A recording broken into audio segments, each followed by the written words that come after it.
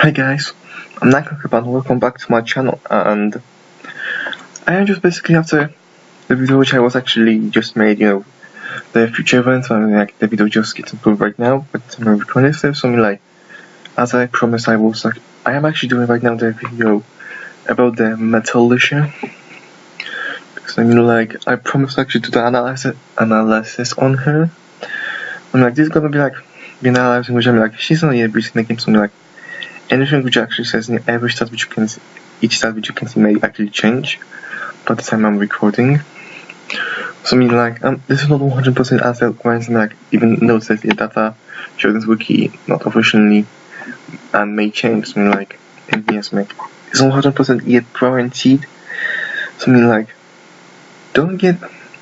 don't look up here and say, oh, this is her stat and she's amazing, but then the next time you actually look up her, then she's just yeah, she's okay. So first I'm gonna basically jump up into her design. Let's see. Alright, that's something I'm just gonna jump it. Alright, she had pretty nice design. She's playing on the guitar. So I'm okay. The real wild child. She left home at a young age and joined a gang of bikers by radio. She was a savage biker, always screaming and getting into fights. When she heard that metal bound she could actually get paid for her screaming, she didn't resist and she joined the metalhead immediately. Yeah. Now she's got the newest metalhead island monster.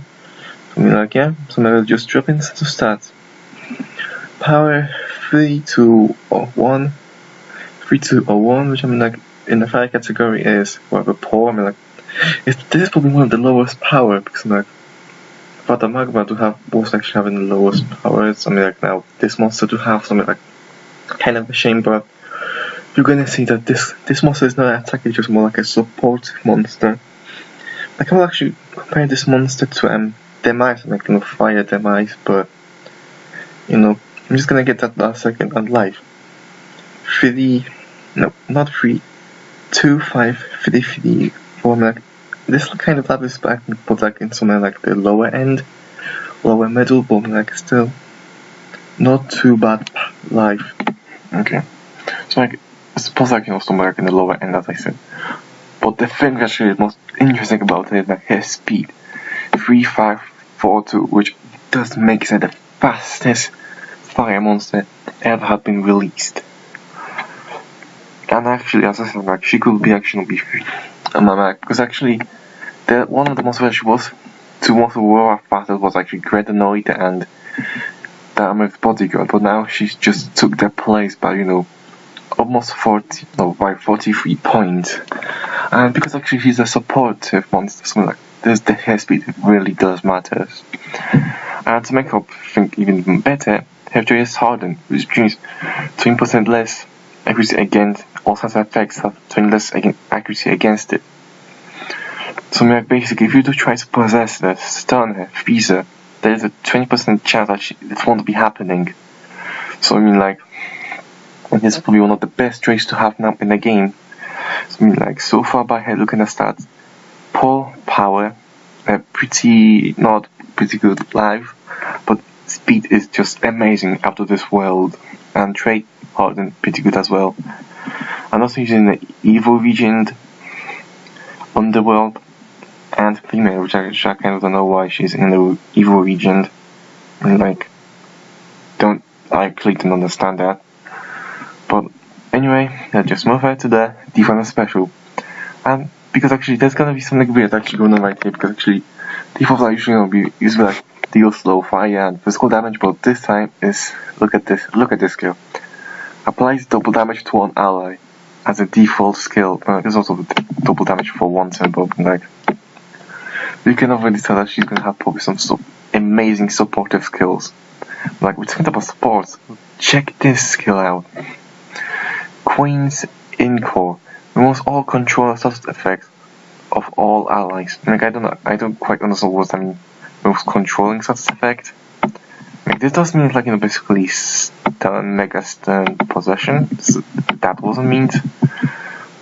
I don't quite understand. I don't know that what it means, but that's what it seems to be.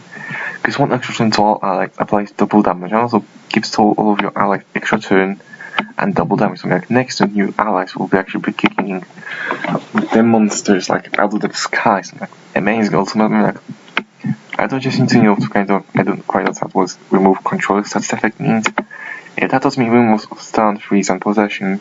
So that's great, but like, does that mean like if she possesses like, is she gonna do it on her team or it's gonna be done on enemy team? Because if you possess and you do a team skill, it does give to the enemy. So like, I quite don't understand if that's actually gonna giving to them or it's gonna give it to your team.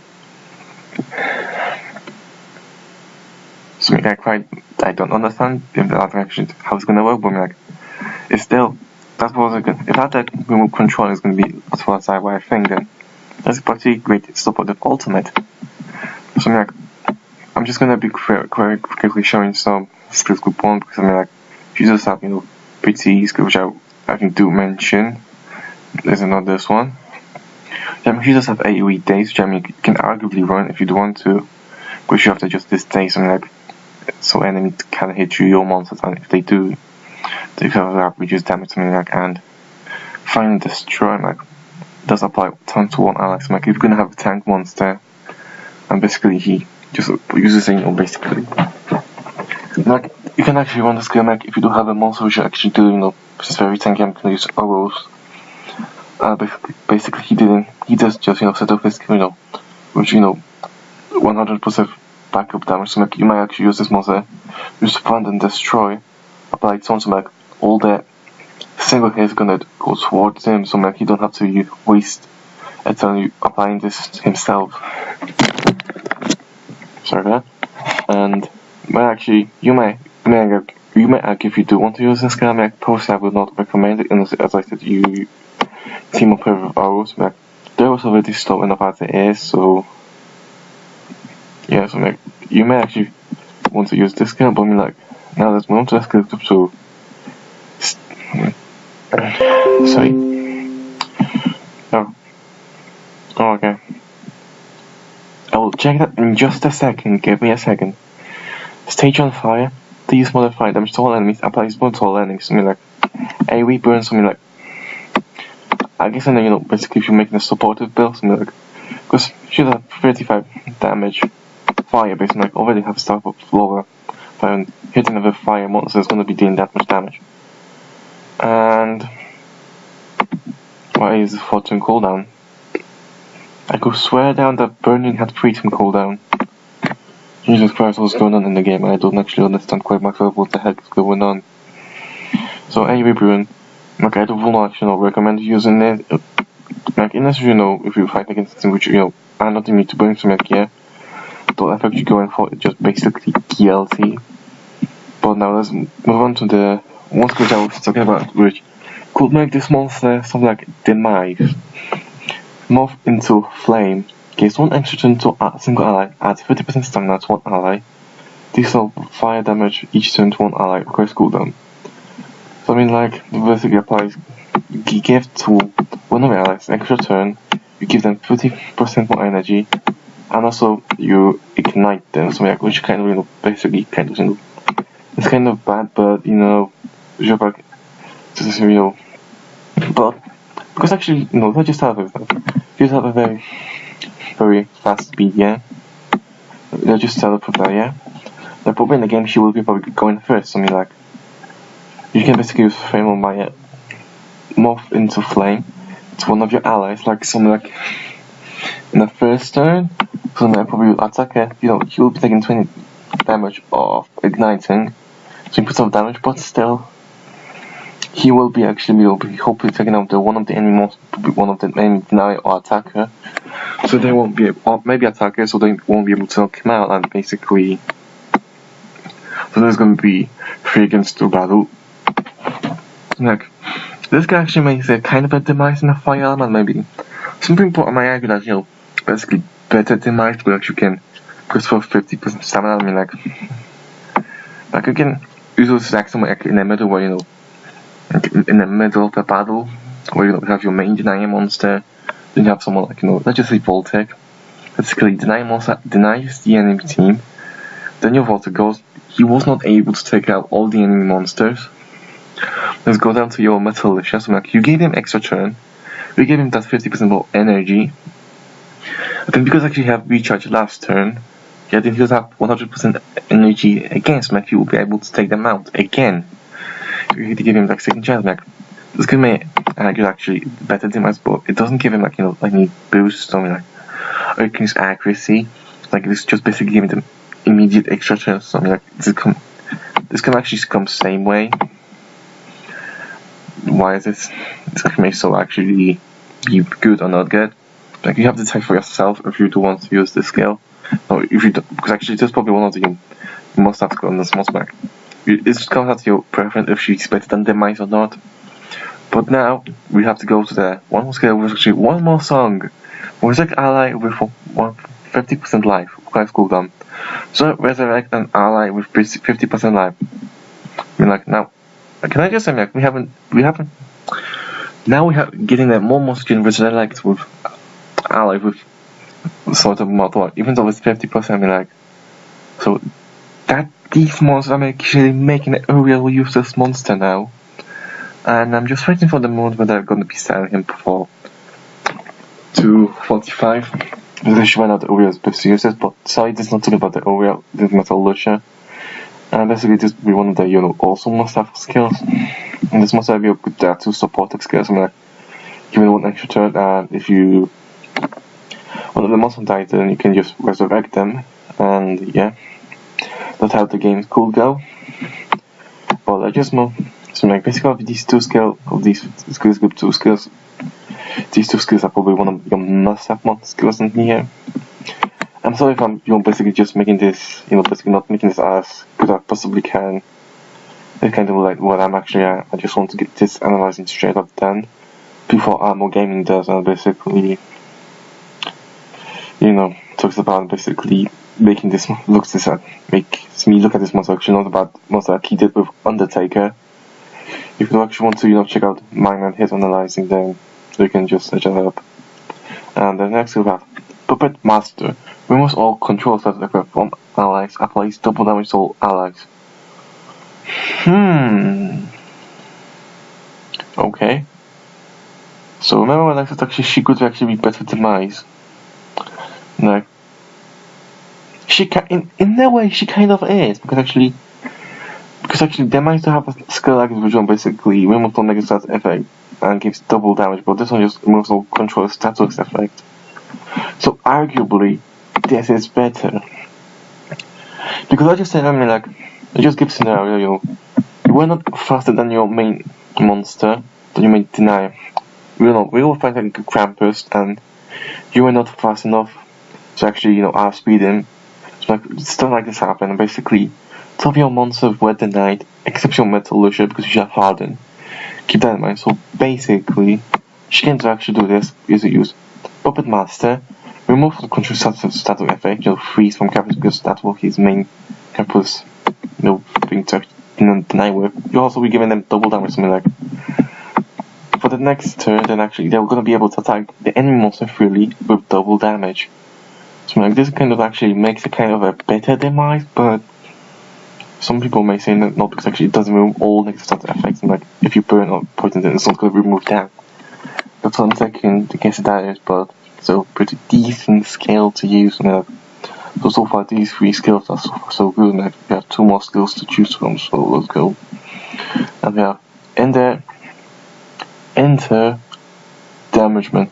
Removes all controls and applies triple damage to one ally. Oh, something like. Oh, okay.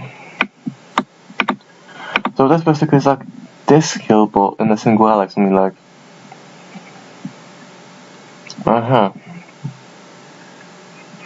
Okay, I understand. I mean, like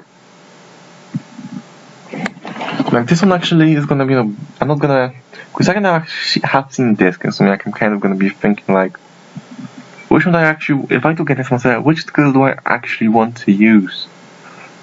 That's a question now, because I do want to actually have this AoE, basically remove all control status effect. But if I'm thinking more, I'm doing basically the AoE, remove control some effects, just basically bring my attacker back up, so he can attack. But with a disc, because actually if I'm using this skill, then I'm not controlled, then the monster which I'm trying, the third monster which I'm being, like, unless if it's, second attacker or secondary attacker or secondary denier, then I don't care about the third monster. Then the attacker basically just wants to move the next effect on one monster, which basically ends their judgment. That actually does, and to give them triple damage, they will be kicking.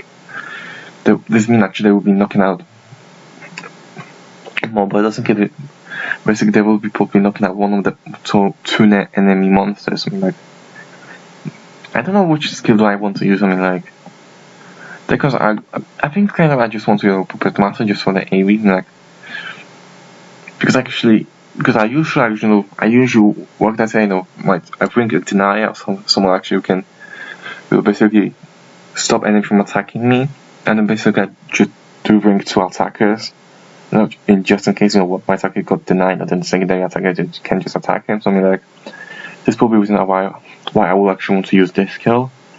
But some people might just bring one monster with team speed, one attack and one deny, which which if you're one of the person who actually use this team like this, enter the damage man, who's going to be skill for you though.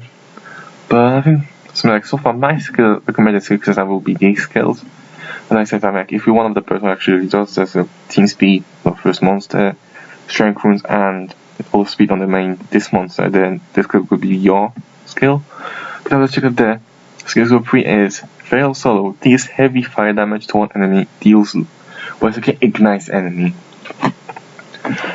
And basically this kind of actually basically just nice guilty skill. Yeah, it doesn't do that much.